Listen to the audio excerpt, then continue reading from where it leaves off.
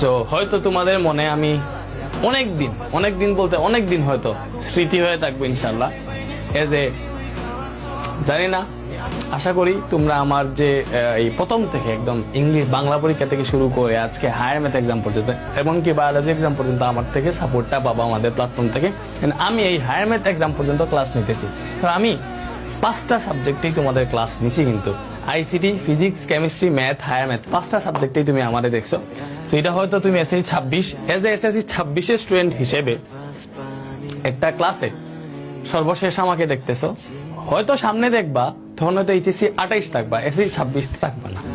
So SSC 26-এর ব্যানারে তোমরা হয়তো আমাকে স্ক্রিনে এই লাস্ট টাইম দেখতেছো, ঠিক আছে? সো এগুলো বলতে আসলে একটু অন্যরকম ফিল হইতেছে।